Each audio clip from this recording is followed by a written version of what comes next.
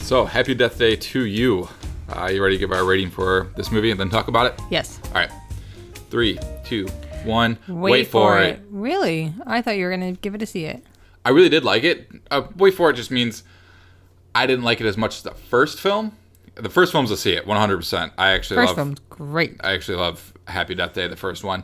This one was just a step below, but I still really liked it. I still think it's worth watching. Yeah.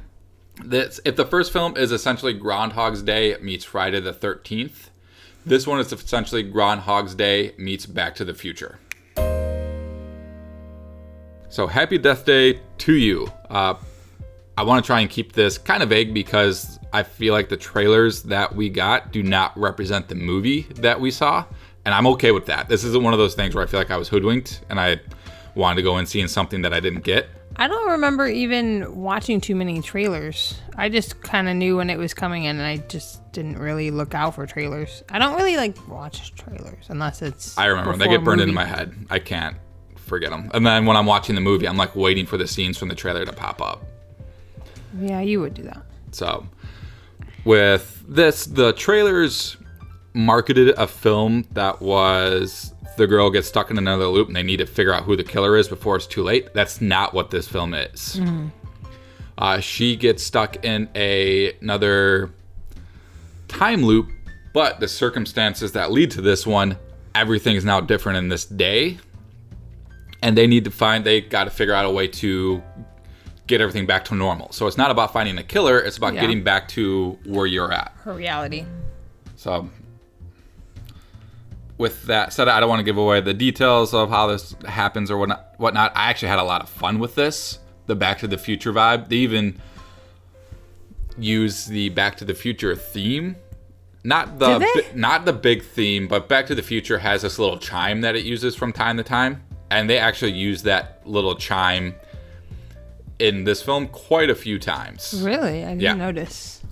They even talk about Back to the Future in this movie. And one of the things I liked most about this, and it was similar to pretty much in the first film, the acting and the chemistry of the cast, I felt was really strong. One of my favorite aspects of this, the female lead of this, is fantastic. She is phenomenal. She's hilarious. She's witty. She's fun. She's charismatic. She's all of the things that I would want in a lead in a film. Yep. She just was a really good time. I think if you like the first film, I feel like the majority of the things that people liked about the first film are present here. So essentially going into this, the other thing that I really appreciated about it is that even though all the things that I liked about the first film, or at least most of the things that I liked about the first film, the things that I found that were the most endearing are present here. This isn't a rehash of the first film. Mm-hmm. It's not, all right, the first one worked, so let's just give the audience more of what we did in the first one. They actually went in a different direction. Like I said, horror, comedy slasher. This one's comedy science fiction. And the horror aspect's kind of been jettisoned. It's not a scary film. It's not a jumpy film. There's no real jump scares in this. There's actually far more heart in this film. I know. There was a lot of heart. And it was good. It was a good part of the film. But I was really looking forward to another Happy Death Day. Yeah. Which is, for me, I mean, you can't get the same movie twice, but at the same time, I was kind of looking forward to another fun, whimsical loop,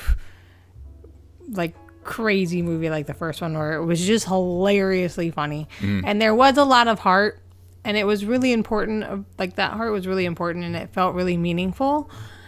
It just wasn't, it was completely different from what I was planning. I didn't hate it, but it was definitely a different direction that I didn't expect.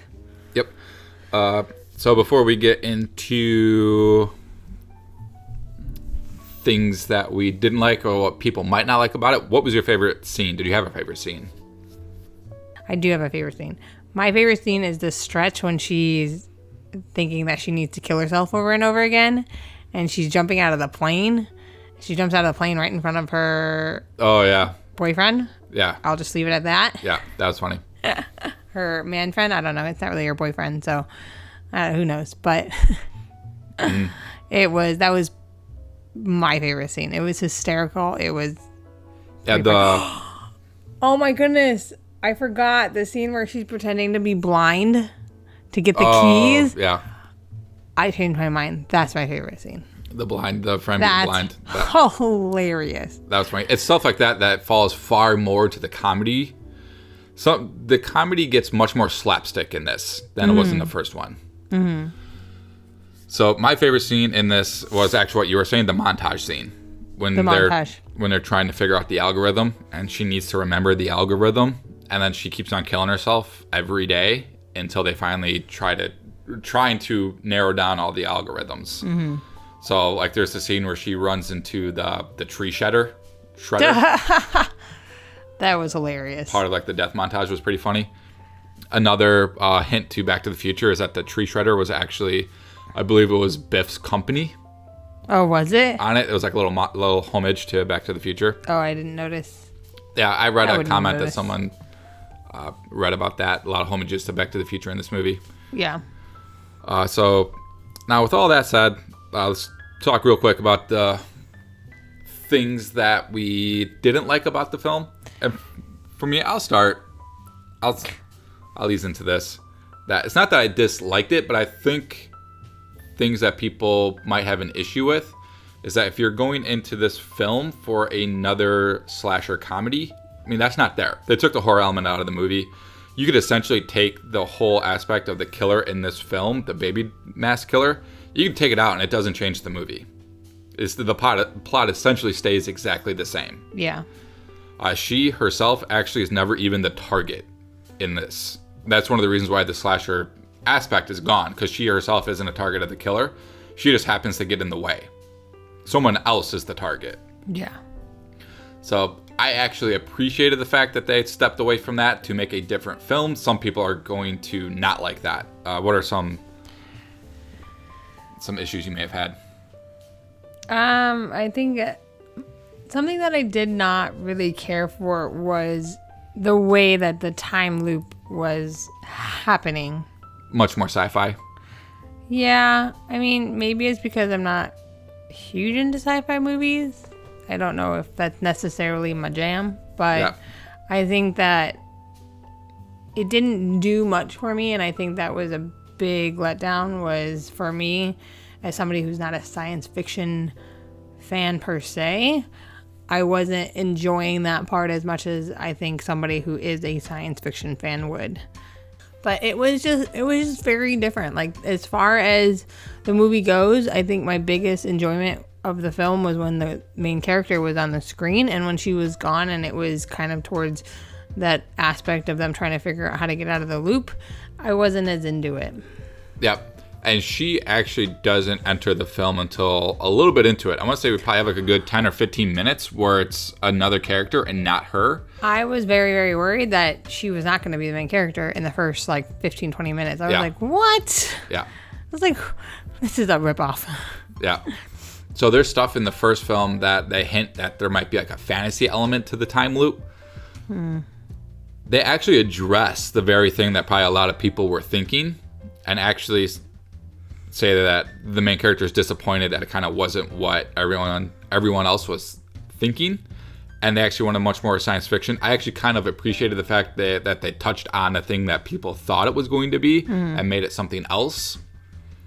And it made me, as someone whose expectations were leading more towards what they were hinting at in the first film, they addressed that, tempered what my feelings were, and then went in the direction that they went. I appreciated that. It actually made me feel a little better about where they took it. All right, okay. So that's it for me. That's it for me. All right, I really dug this film. It's a fun watch. Not as good as the first one. So because it's not as good as the first one, I can't give it just an outright see it. But it's halfway between a wait for it and a see it. It is something that I think if you enjoyed the first film, you'll enjoy this. I agree. I mean, it was worth the watch. Okay.